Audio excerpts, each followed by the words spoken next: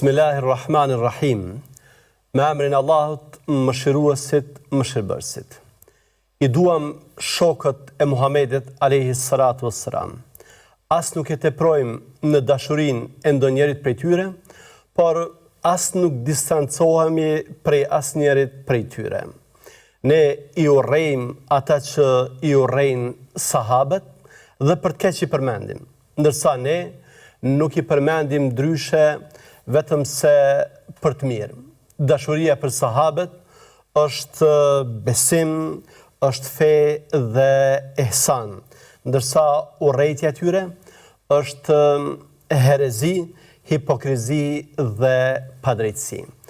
Këto fjalë janë të një dietari të madh, Imam Tahaviut, që nuk janë thjesht një përshkrim për shokët e Muhamedit alayhi salatu wassalam. Ato përtej kësaj janë doktrinë dhe koncepti sam sa i përket mënyrës se si ne i trajtojmë sahabët. Sahabët janë njerëz, por jo sikur njerëzit tjerë. Ata në fakt janë njerëzit e përzgjedhur, janë brezi i përzgjedhur i njerëzimit, dhe këtë me tekst nga vetë profeti Muhammed, paqja e Zotit qoftë mbi të, i cili ka thënë: Khairun nasi qarni, thumma alladhina yalunahum, thumma alladhina yalunahum. Njerëzit më të mirë janë këta të kohës, epokës, shekullit tim, pastaj ata që vinë e pastaj brezi pasues. Pra, me tekst të Muhamedit alayhi salatu wassalam, sahabët janë brezi më i mirë i njerëzimit pas profetëve të Zotit. Ata janë urlidhse ndërmjet profetit dhe ummetit të tij. Neve feja na ka ardhur pikërisht nga sahabët. Prandaj rëndësia e tyre në përcjelljen e mesazhit islam, në përcjelljen e fesë islame tek brezat në vazhdimsi është te jetë e madhe. Se çfarë vlere kanë pasur ata, se çfarë mirësish kanë pasur ata, ne gjejmë ajete dhe hadithe të shumta, por unë do doja vetëm të përmend një tekst, një ajet, sa për të përmbledhur vlerat e tyre. Allahu te bareke ve teala ka thënë: radiyallahu anhum wa radu an. Allahu është i kënaqur me sahabët dhe sahabët janë të kënaqur me të. Nuk ka vlerë më të madhe se sa ta kenë këtë vlerësim hyjnor, ta kenë këtë vlerësim nga Allahu i madhruar se ai është i kënaqur me ta. Sahabët kanë rëndësi të jetë të madhe për faktin se janë gardianët e kësaj feje. Janë ata që e kanë ruajtur këtë fe. Janë ata që e kanë përcjell këtë fe tek ne.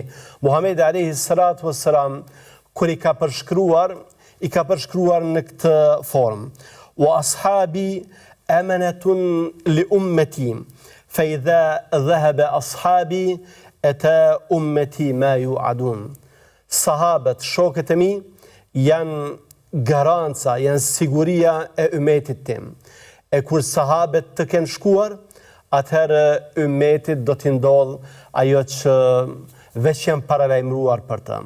Në fakt, ky hadith është pjesë e shkputur e një hadithi të gjatë, në cilin Muhamedi alayhi salatu wassalam shembullin e tyre në mënyrë figurative e krahason me shembullin e yjeve në qiell. Yjet, përderisa ekzistojnë, është dëshmi se jeta në këtë kozmos, jeta në këtë univers vazhdon. Me rënjen e yjeve, me humbjen e tyre, atëherë fundi kësaj bote është i pashmangshëm, është afër. Dhe në një farë forme, mungesa e sahabeve nënkupton se në ummet do të ndodhin çrregullime, ashtu edhe siç në të vërtetë ka ndodhur. Sahabët janë dalluar për mënyrën se si e kanë kuptuar fen dhe se si e kanë praktikuar atë. Prandaj jo më kot, ata janë shembull që ne duhet të ndjekim. Pra, krahas Muhamedit a.s. ne ndjekim edhe shëmbëltyrën e sahabeve. Dietarët musliman i kanë trajtuar sahabet nga aspekte të ndryshme. Përmendëm se çështja e sahabeve është pjesë e kredos, e besimit, e akides. Ka dietarë që i kanë studiuar nga aspekti i vlerave, nga aspekti i ndikimit të tyre në shoqëri, nga aspekti se si ata e kanë kuptuar dhe praktikuar fenë. Dhe ne sot të dashur të rishikues para jush, do të mundohemi që në mënyrë të përmbledhur ta prezantojmë modelin e tyre sa i përket fetarisë. Imam Evzaiu, Allahu e mëshiroft, përcjell se të parët kanë thënë kësaj: thuaj se shokët e Muhamedit a.s.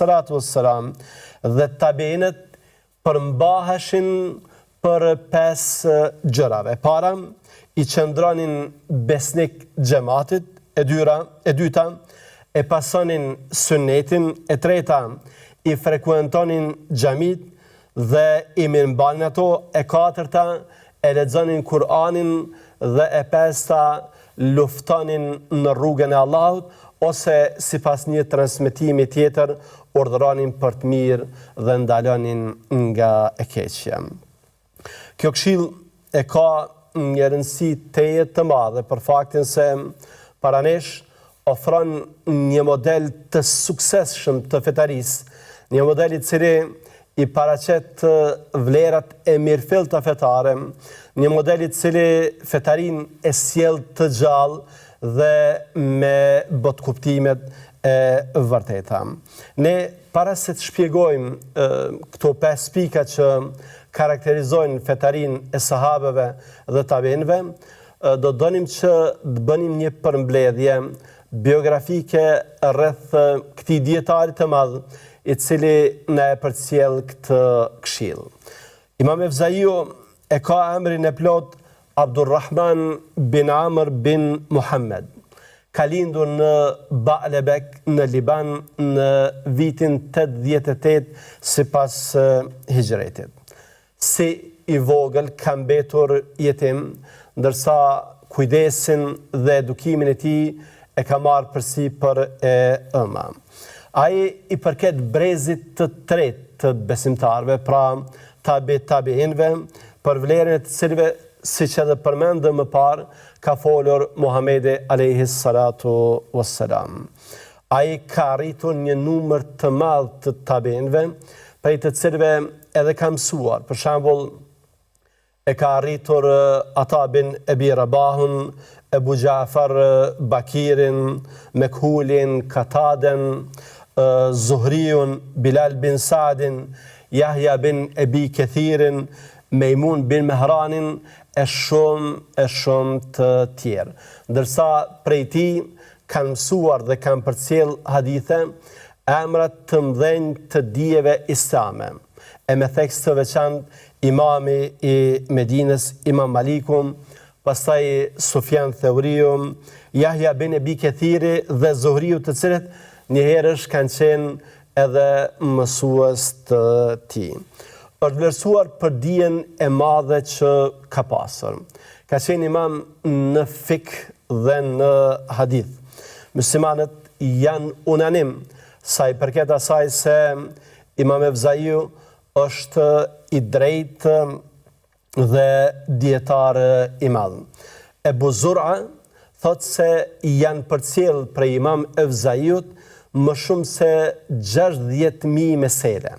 Pra, ka trajtuar, ka folur, ka diskutuar për më shumë se 60.000 mesele. Dietarët e kanë vlerësuar shumë për dijen. Imam Maliku, që siç përmendëm ka qenë edhe nxënës i tij dhe ka transmetuar hadithe prej tij, ka thënë Evzaiu është imam që pasohet. Një dëshmi e këtill prej një dietari kaq të madh siç ka qenë Imam Maliku, vërtet që është e rëndësishme. Për faktin se ai përmendet si dietar, si alim, si erudit që meriton të ndiqet dhe të pasohet. Sufjan bin Ujejne ka thënë se Imam Evzaiu ka qenë imami i kohës së vetë. Pra, në kohën kur ka jetuar, ka qenë imam, ndoshta prej më të diturve. A i thotë se njëherë gjatë kohës së haxhit, a i kishte ardhur për ta kryer haxhin. Dhe duke shaluar deven e tij, e kam parë Sufjan Theuriun, i cili e kishte kapur deven e tij për freri. Dhe bashkë me të ishte edhe Imam Maliku, që ju thoshin njerëzve, hapeni rrugën për hoxhën. Hapeni rrugën për hoxhën, derisa e morën dhe e afruan pranë Çabes së Madhnueshme. Pra, një respekt i këtill nuk i bëhet askujt tjetër vetëm se atyre dietarëve që janë në pozita teje të mëdha. Dhe dy emra, siç kanë qenë Sufjani dhe Imam Maliku, dy emra të tillë që ja kanë bërë këtë respekt të nder, sigurisht se ja kanë bërë për shkak të vlerësimit të madh që ai ka pas në zemrat e tyre dhe në zemrat e ummetit mbar. Imam Evzaiu ka qenë i dalluar edhe për përkushtimin për adhurim. Walid bin Muslimi ka thënë, nuk kam parë njeri më serioz dhe më të përkushtuar në adhurim se sa Imam Evzaiu. Ai dallonte edhe për bujarin, edhe për fisnikrin. Madje përmendet në disa shënime që ndonse posedonte pasuri të madhe, kur ka vdekur, ka lënë vetëm aq sa mjafton për ta përgatitur kufomën e tij për varrim. Pra, tër pasurinë që e kishte shpenzuar në rrugën e Allahut te bareke ve teala.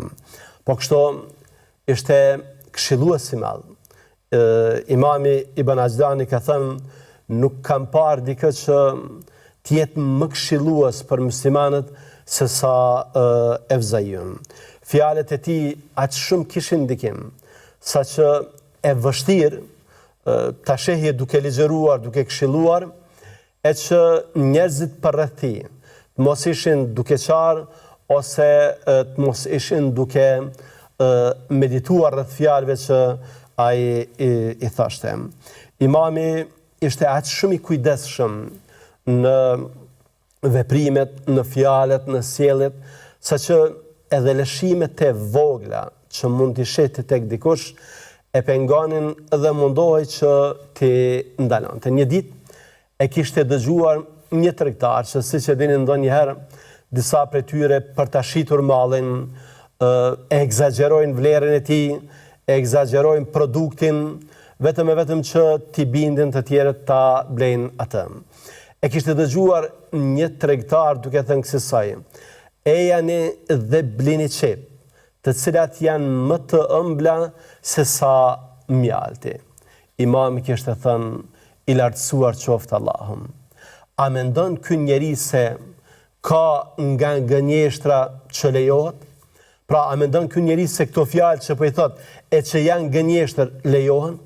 Pra, në mënyrë ironike që ky njeri është duke gabuar, nga se kjo çfarë po e thot është gënjeshtër dhe se ai për të do të përgjigjet tek Allahu te bareke ve teala. Imam Evzaiu ishte i respektuar edhe në mesin e pushtetarëve dhe liderëve. Ai e thoshte të vërtetën dhe nuk kishte frikë për hir të Allahut askënd.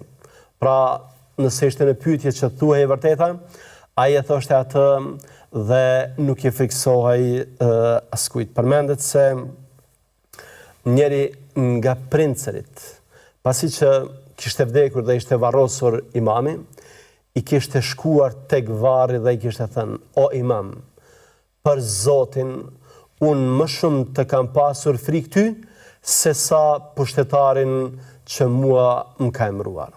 Pra, unë nuk i kam pasur frikë kryetarin, halifen, prisin e përgjithshëm, aq sa të kam pasur frikë ty.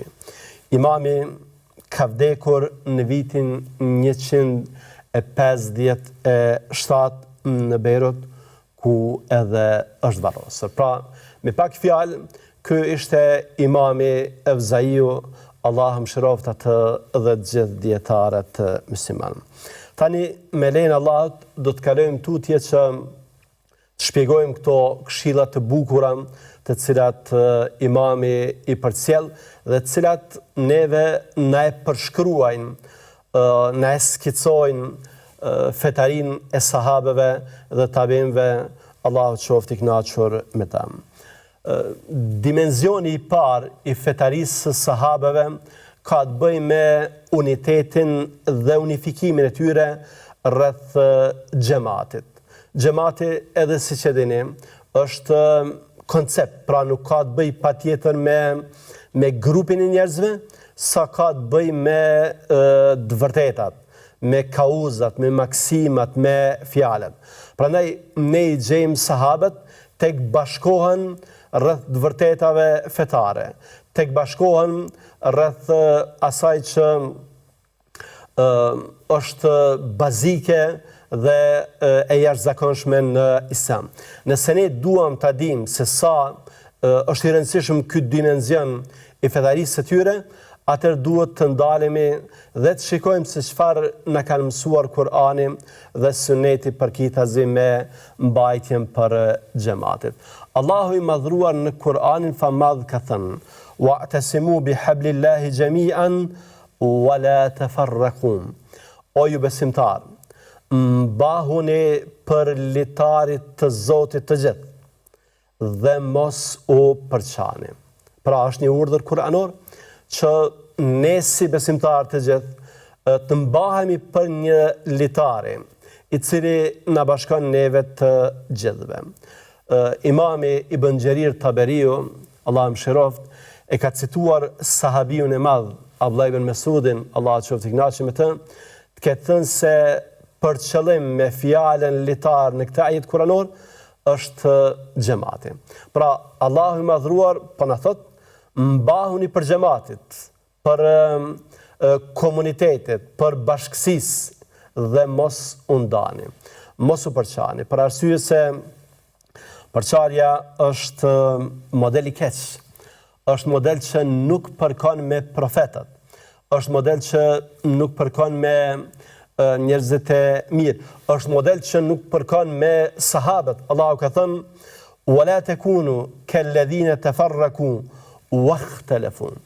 Mos i ngjani shembullit të atyre që kanë qenë para jush, të cilët janë përçarë dhe kanë dalluar njëri me tjetrin.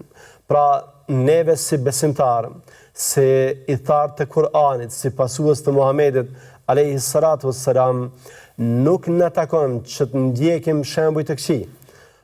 Nuk na takon që të përvetsojmë modele të gabuara, të atyre të cilët edhe pse i kanë pasur argumentet e qarta, janë përçarë, janë ndarë në grupe, e kanë kundërshtuar njëri tjetrin dhe përpasoj kanë mbetur ku kanë mbetur.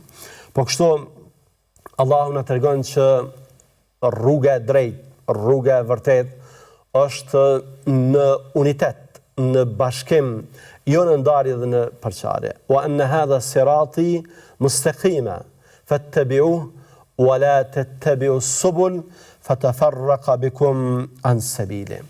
Kjo rruga ime është rruga e drejtë, është rruga vetme e drejtë. Pasojeni dhe ndiqeni këtë rrugë. Dhe mos i ndiqni rrugicat, rrugët tjera që t'ju largojnë nga rruga e drejtë. Muhamedi alayhi salatu wassalam, siç përcillet në hadithe, pikërisht nga sahabiu të cilin edhe e cituam, Abdullah ibn Mesudi, Allah qoftë i kënaqur me të, një ditë duke qenë me shokët e vet ka bën një vit të drejtë. Pastaj anash saj ka bërë vija. Ka thënë: kjo është rruga e drejtë, ndërsa këto vijat anash janë rrugët që lajthisin, janë rrugët që devijojnë njerëzit. Prandaj, kush i mbahet rrugës së drejtë, është në rrugën time, dhe ka cituar ajetin: "Wa anna hadha sirati mustaqima fattabi'u." kjo rruga e drejtë është rruga ime. Prandaj ndiqeni atë dhe mos ndiqni rrugë të tjera. Muhamedi alayhi salatu wassalam na ka treguar se ne përderisa jemi bashk, edhe Allahu është me ne. E nëse ne përçahemi, atëherë Allahu nuk do të na ndihmojë. Pra nëse ne fenë të cila ka ardhur për të na bashkuar, e përdorim për të përçarë, për të larguar nga njëri tjetri, atëherë duhet të dimë se ne nuk do ta kemë ndihmën e Allahut te bareke wa taala. Ne po e bëjmë një pushim të shkurtër këtu për të rikthyer sërish, qëndroni me ne.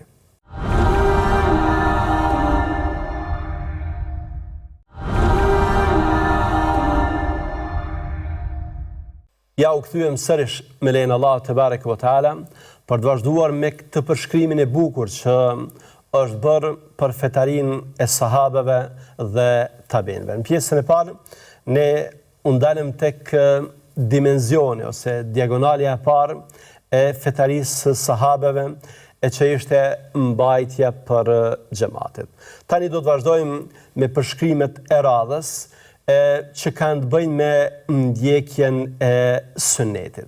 Pra, sahabet, siç janë përshkruar, kanë qenë prej atyre që e kanë ndjekur dhe e kanë pasuar Muhamedit alayhi salatu wassalam në atë mënyrë që ne nuk e gjejmë tek të tjerët. Pra, mund të themi se është për nga madhështia prallore, për nga zbatimi, është e jashtëzakonshme. Ata duke u edukuar nga Kurani dhe nga vetë Muhamedi alayhi salatu wassalam, e kanë dashur atë dhe e kanë ndjekur. Allahu ka thënë në Kur'an: "Kul in kuntum tuhibbuna Allaha fattabi'uni yuhibbukumullah." Thuaj o Muhammed, nëse jo e doni Allahun, atëherë më ndiqni mua që Allahu t'ju doj. Ky ajet është quajtur ndryshe edhe si ajeti i testimit të besimit. Nëse dikush pretendon se do Allahun, atëherë për ta dëshmuar këtë dashuri, duhet që ta ndjek Muhamedit alayhi salatu wassalam. Ndryshe, dashuria do të mbetej vetëm pretendim. Pra, ne dua Muhamedit alayhi salatu wassalam dhe provë, dëshmi, argument i kësaj dashurie është ndjekja e sunetit të tij, është pasimi i tij. Allahu na ka treguar në Kur'an që ne duhet ta ndjekim atë dhe duhet ta pasojmë atë, nga se në fakt ai çfarë flet nga ajo që i shpallet prej Allahut. Dhe nëse ne e respektojmë, nëse ne e çojmë në vend fjalën e tij, atëherë ne në vërtet e kemi çuar në vend fjalën Allahut te bareke wa taala. Dhe nga këto që Muhamedi alayhi salatu wassalam na i ka thënë, ne duhet t'i marrim të gjitha. "Wa ma ataakumur rasul fakhudhuhu wa ma nahakum anhu fantahu." Nëse profeti ju urdhëron për diç, atëherë bëjeni atë, merreni atë që ai u ofron. E nëse ju ndalon prej ndonjë gjëje, atëherë largohuni prej saj. Pra, ne fjalët që i marrim prej dërguarit të Allahut, praktikat që i marrim prej të dërguarit të Allahut, i marrim pa rezervë.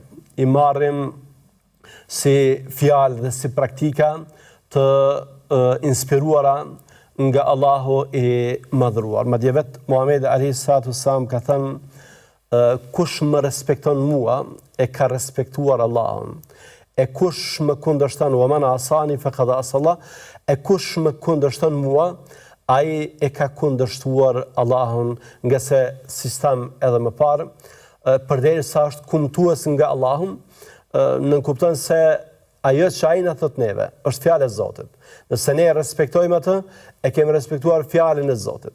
E nëse ne e kundërshtojmë Zotin mësëdhënd, atëherë e kemi kundërshtuar Allahun te bareke wa taala. Do doja të dashur të rishikues që t'i kushtoni vëmendjen një ajeti kuranor për mënyrën se si Allahu na flet, që ne të ndjekim të dërguarin e Allahut. Ka thënë Allahum, "Fala wa rabbik la yu'minuna hatta yuhakkimuka fima shajara bainahum." Pasha Zotin tënd, ata nuk kanë besuar plotësisht, përderisa ty të mos marrin si gjykues për gjërat për të cilat nuk kanë pajtime, thumma la yajidu fi anfusihim harajan mimma qadayt. E pastaj të mos e pranojnë atë me zemrën plot.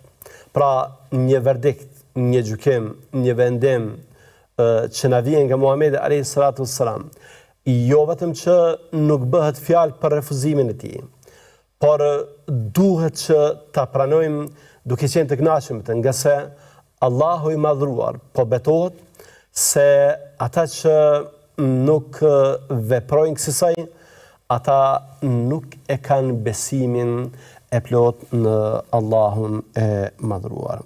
Prandaj, ne përgjatë historisë islame gjejmë shembuj të cilët vërtet janë të jashtëzakonshëm, janë të papërsëritshëm në historinë njerëzore. Ebu Bekri, Allahu qoftë i kënaqur me të, e kishte zbatuar një vendim të profetit për ta dërguar Usamen si komandant të ushtrisë, edhe pse sahabët e tjerë i kishin sugjeruar që tani që profeti alayhi salatu wasallam kishte vdekur, ta rishikonte këtë vendim për shkak të moshës së re të Usames.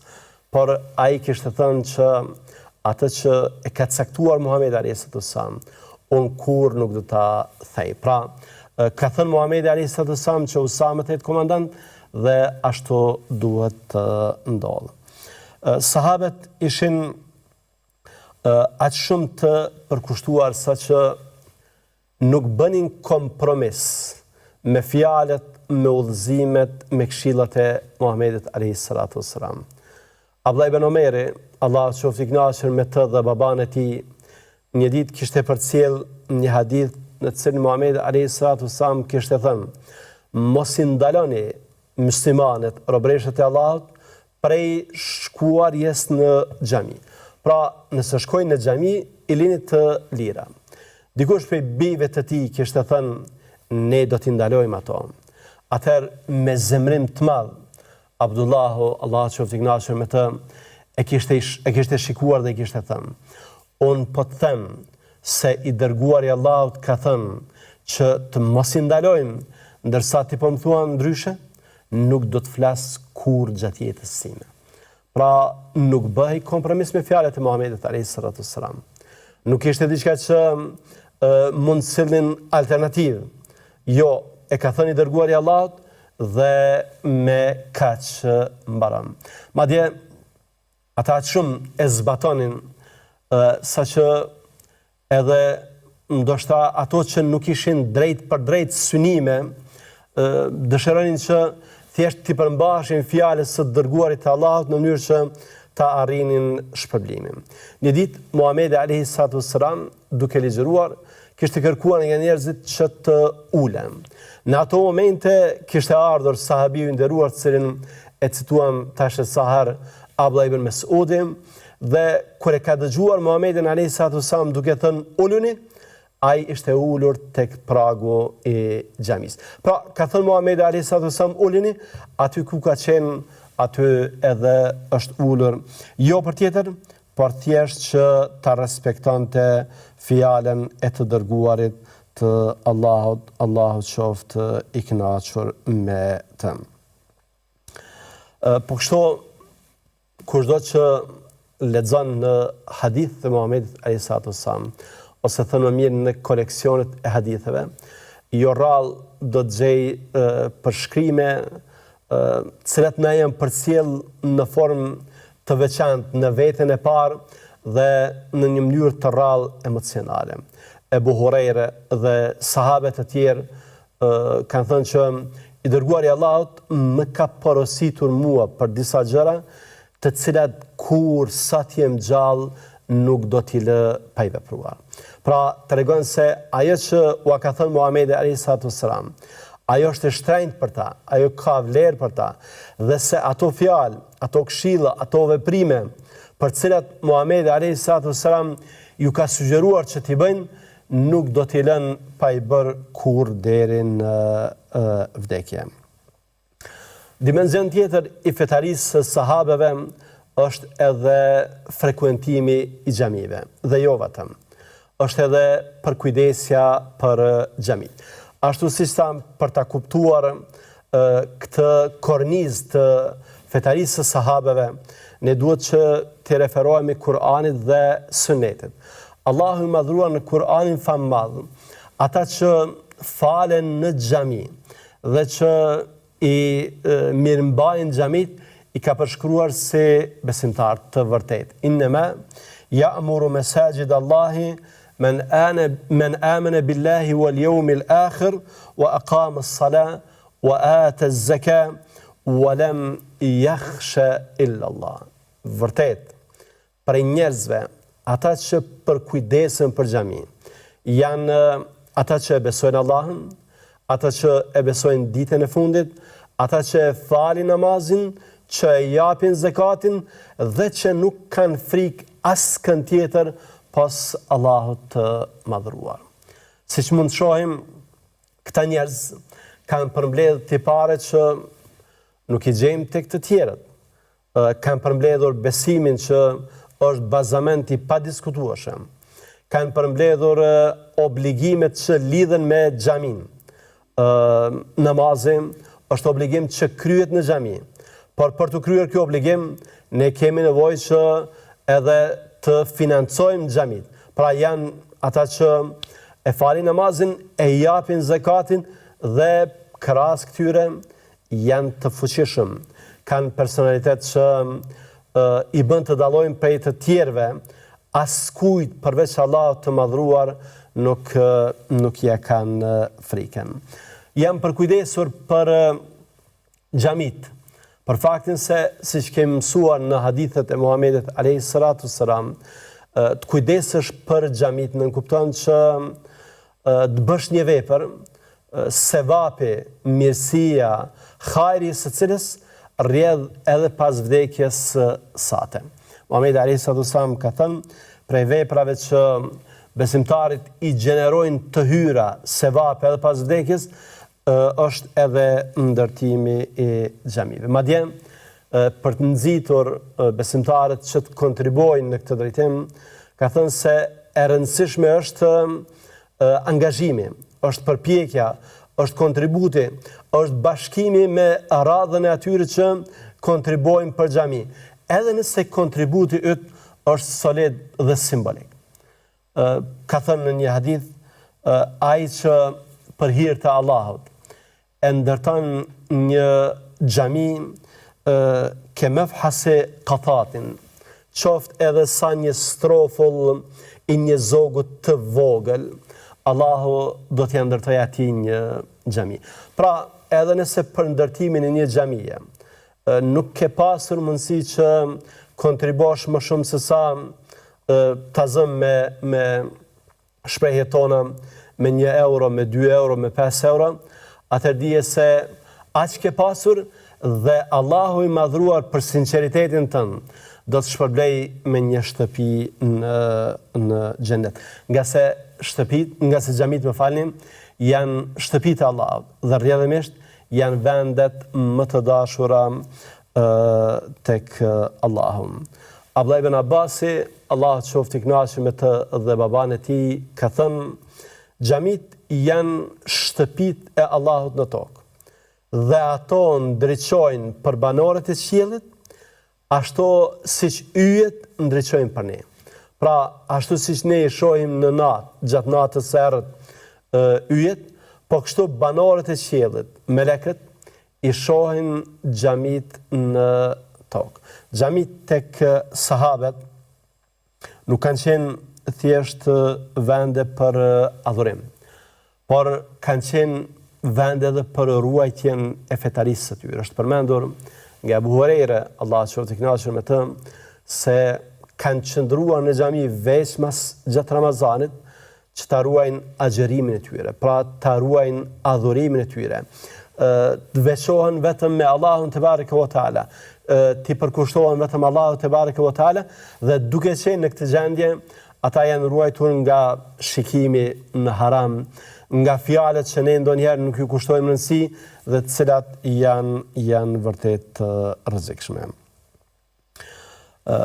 Këshill ose dimenzion tjetër që ne e hasim në këshillën e në këshillën e Imam Evzaiut, përkithazi me fetarinë e sahabeve, ka të bëjë me leximin e Kur'anit. Sahabët kanë qenë të dhënë pas leximit të librit të Allahut te bareke ve teala. Allahu madje na ka treguar në Kur'an famadh se për dallim prej nesh, ata janë ndikuar nga fjala Allahu xhallahu ala. Allahu ka thënë innamal mu'minuna alladhina idha dhukira Allahu wajilat qulubuhum wa idha tuliyat alayhim ayatuhu zadatuhum imana. Vërtet, besimtar të vërtet, të një mend, janë ata që kur përmendet Allahu, zemrat e tyre rënqethen, ndërsa kur ju lexohen argumentet e Allahut, besimi i tyre shtohet. Pra, e kanë përjetuar Kur'anin, kanë jetuar, kanë bashkjetuar me Kur'anin, janë mishruar, janë edukuar me Kur'anin. Prandaj, ne gjejmë që përkushtimi tyre për të trajtuar Kur'anin në këtë formë ka qenë të jeti madhë. Abdullah ibn Mesudi, Allah të qoftë i kënaqur me të, e ka parë një ditë dikë që në shenjë respekti dhe sigurisht nga mendimi mirë që ka pasur për Kur'anin, e kishte qëndisur të tërin. Pra ato kopertinat i kishte punuar në një formë të bukur, jorse, ndërsa Ibn Mesudi, Allah qoftë i kënaqur me të, i kishte thënë, nëse dëshiron që ta respektosh Kur'anin, atëherë dije se kjo nuk është mënyra se si respektohet Kur'ani. Kur'ani respektohet duke e zbatuar në praktikën tënde.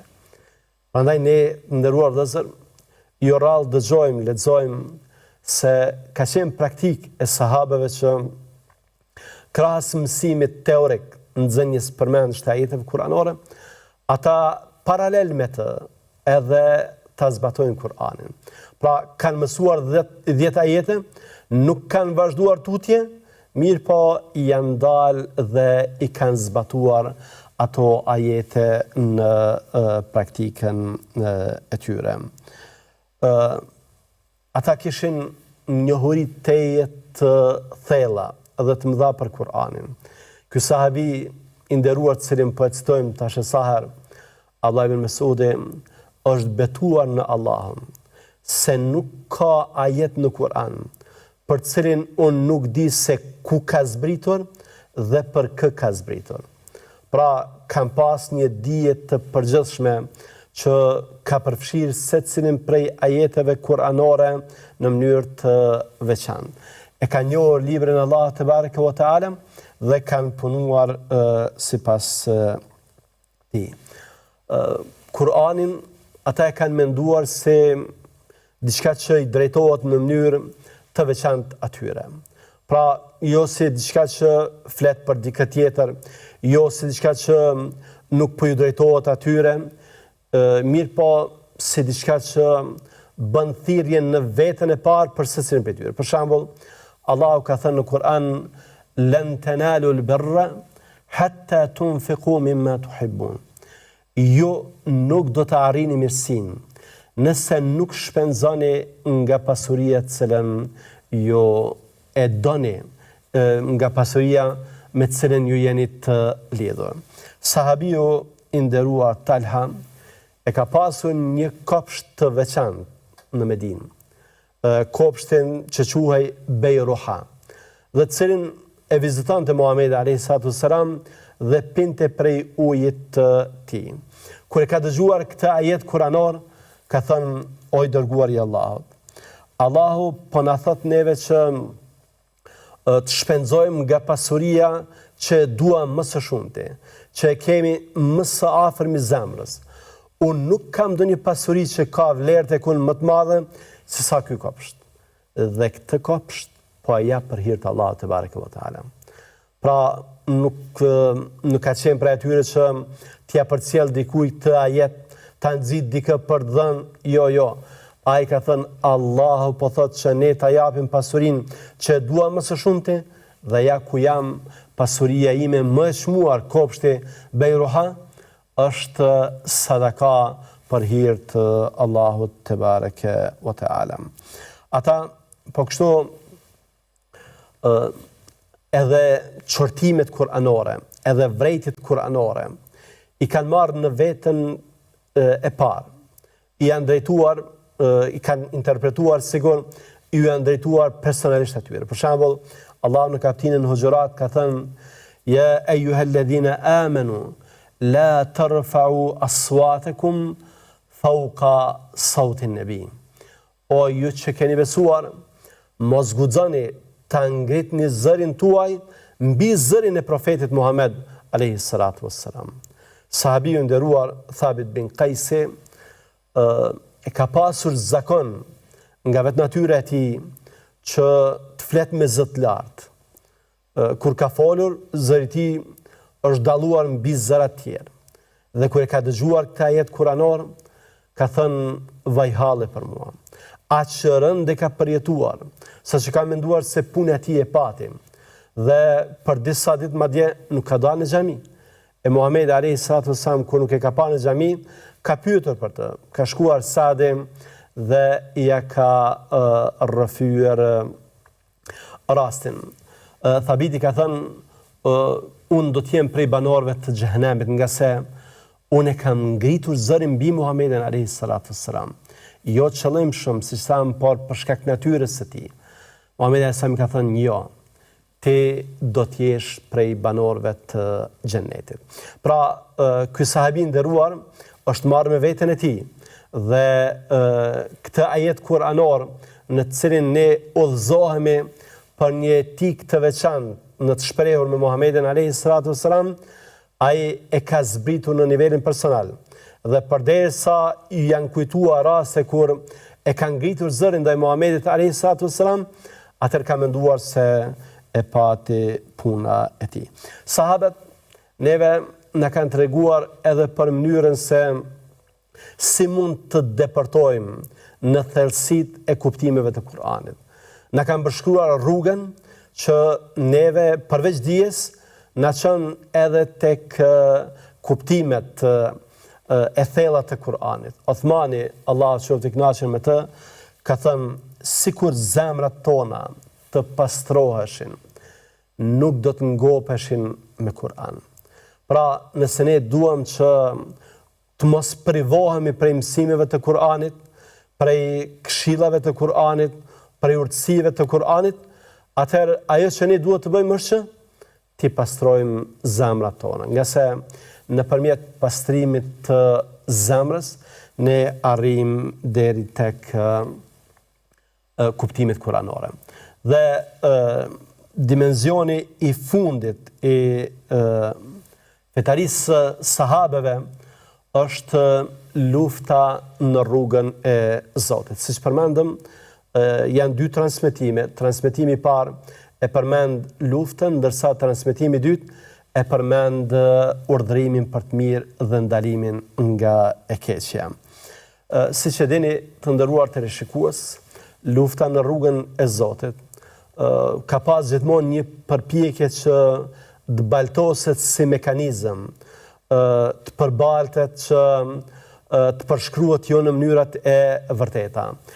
Do doja që ti përmbledh këto dy tipare, këto dy dimensione të fetarisë së sahabeve, prandaj do të përmend diçka që mendoj se me pak fjalë e prezanton në mënyrën origjinale dhe më të mirë të mundshme luftën në rrugën e Zotit. Amir bin Rabi'i, para një komandanti persian, e ka përshkruar luftën islame me këto fjalë. Ka thënë, Allahu na ka dërguar neve që t'i nxjerrin njerëzit nga adhurimi i njerëzve në adhurimin e Zotit të njerëzve. Pra, ne jemi dërguar që ta ruajmë dinjitetin njerëzor, ta ruajmë vlerën njerëzore, ta ruajmë anën humane të njerëzve. Askush nuk ka të drejtë që t'i robrojë të tjerët. Ne të gjithë, pa përjashtim, jemi robër të Allahut. Prandaj duhet që të jemi robër vetëm ndaj Allahut te bareke ve teala. Ndërsa sa i përket urdhërimit për të mirë dhe ndalimit nga e keqja, mjafton hadithin cilin Muhamedi alayhi salatu wassalam na ka treguar se urdhërimi për të mirë dhe ndalimi nga e keqja janë mekanizëm me të cilën ruhet shoqëria nga fundosja. Ai madje ka marrë shembull udhëtarët në një anije që janë vendosur në dy pjesë. Një grup është poshtë në kuvert, ndërsa të tjerët janë sipër. Këta që janë poshtë kanë nevojë që të marrin ujë dhe duke mos dashur që t'i shqetësojnë ata udhëtarët sipër, kanë menduar që poshtë anijes ta bëjnë një vrim. Nëse do të lejoheshin që të vepronin kësaj, çfarë do të ndodhte? Do të fundoseshin të gjithë. Nëse ne lejojmë që e keqja të legalizohet, të ligjësohet, të frymojë lirshëm mesin tonë, atëherë që të gjithë do të jemi viktima të saj. Prandaj obligohemi që të urdhërojmë për të mirë dhe të ndalojmë nga e keqja. Allahu ka thënë waltakum minkum umma yad'una ila al-khairi wa ya'muruna bil ma'ruf wa yanhauna 'anil munkar. Let jetë prej jush një grup i cili thret në të mirën, urdhëron për të mirë dhe ndalon nga e keqja. Pra, ekzistimi, prania e këtij grupi është qendrore dhe jetike për të ruajtur shoqërinë nga humbja, nga degenerimi, nga shfarosja. Nga se jo rrallë të dashur dhe të respektuar vëllezër, ne veç mas në kohën tonë, tani se thuash është bërë si një lloj maksime që lëri njerëzit le të veprojnë çfarë të duan. Është punë e tij dhe nuk më përket mua, edhe puna e tjetrit të përket ty. Nga se përderisa një veprim i tij i gabuar mund të ketë efekt që të prek edhe ty, atëherë duhet ta ndalosh. Në Kur'an disa ajete janë keq interpretuar, mirë po fal kontributit të sahabeve na janë ofruar kuptimet e vërteta të tyre. Prandaj thirrjet e gabuara që dikush i bën në Kur'an famadh janë të refuzuara a priori, sepse ne jemi të urdhëruar që këtë mekanizëm të mbajmë të gjallë. Ka thënë Allah, ja eyyuhalladhina amanu alaykum anfusakum la yadurrukum man dalla idha ihtadaytum. O ju që keni besuar, kujdesuni për vete, se juve nuk ju dëmton askush prej atyre që kanë ndjekur rrugën e gabuar. Nëse marrim në kuptimin e parë sipërfaqësor, ky ajet nënkupton që gjithkush prej nesh ta shikoj punën e vet. Mirë po, a është ky kuptimi i vërtetë i këtij ajeti? Jo, dhe sahabiu nderuar Ebu Bekri, Allahu qoftë i kënaqur me të, ka thënë: o ju njerëz, ju po thirrin këtë ajet kuranor, ndërsa unë kam dëgjuar të dërguarin e Allahut që ka thënë: nëse ju e shihni të keqen dhe nuk e ndaloni, dënimi do t'ju përfshijë të gjithë. Prandaj është thënë në kuptimin e këtij ajeti, ju e keni për detyrë, e keni për obligim që njerëzit të urdhëroni për të mirë dhe të ndaloni nga e keqja. Pasi ta keni bërë këtë, gjithkush bart barrën e veprimeve të tij. Pra, unë të kam udhëzuar në rrugën e drejtë, të kam ndaluar nga një mëkat dhe ti ke vazhduar me mëkatet, atëherë më unë nuk kam përgjegjësi, përgjegjësia është e jotja. Nderuar vëllezër, njëri prej sahabive të nderuar, Abdullah ibn Abbasi radhiyallahu anhuma, një ditë e ka lexuar një ajet kuranor nga kaptina Araf. Anjayna alladhina yanhauna 'anis su. Pastaj ne i kemi shpëtuar ata që kanë ndaluar nga e keqja. Ka thënë Allahu po na thotë se i kam shpëtuar ata që e kanë ndaluar të keqen. Sikur ta dije se çfarë është bërë me ata që nuk e kanë ndaluar të keqen. Pra, nëse këta kanë shpëtuar ata që kanë pajtuar me të keqen, ata që nuk e kanë ndaluar të keqen, cili ka qenë fati i tyre. Në përfundim, do doja që nga kjo këshill e bukur e këtij dietarit të madh që përshkruan veprimtarinë e sahabeve, që skicon dhe portretizon fetarinë e tyre, do doja që këto mësime me vlerë ne t'i marrim dhe t'i zbatojmë në jetën tonë. Për faktin se ky model është model i njerëzve të dëshmuar, është model i njerëzve për të cilët ka folur Allahu te bareke ve teala, ka folur i dërguar i tij. Prandaj ndjekja e këtij modeli, ndjekja e sahabeve është rrugë e shpëtimit në këtë botë dhe në botën tjetër. Allahu na lësë që Allahu na mundsoj ta ndjekim dërguarin e tij, të ndjekim sahabët dhe të jemi të shpëtuar në këtë dhe në botën tjetër, dhe deri në takimin ton të radhës qofshim në mbrojtjen e Allahut. Assalamu alaikum wa rahmatullahi wa barakatuh.